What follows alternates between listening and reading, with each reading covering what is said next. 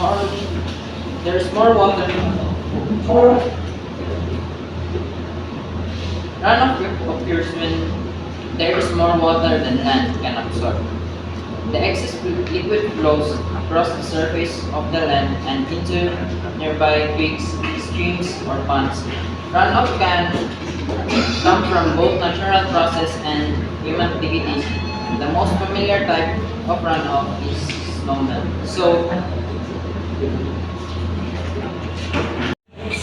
Kani sa rainfall intensity is equal lang gihapon ang D, C, and I, which is nag-denote siya sa rainfall intensity.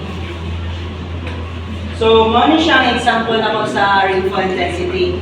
So, first is, given na lang sa nato, which is,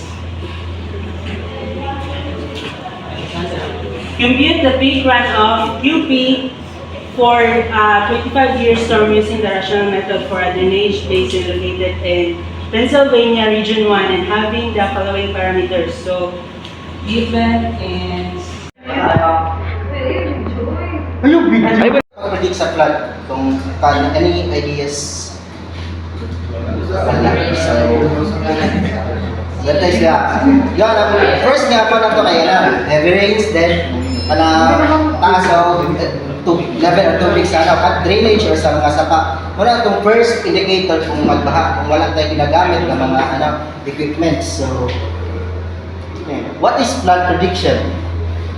Flood prediction is a process of estimating. My topic is all about hydrograph, and before we start talking about hydrograph, let us know first some definitions or terminologies that we will encounter later on.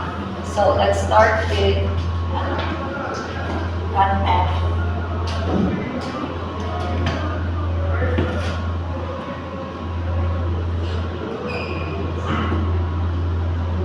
So starting with defining runoff, it is a water in a flowing state. So kaning runoff is naka-divide na siya in two categories, which is the surface runoff and the subsurface runoff.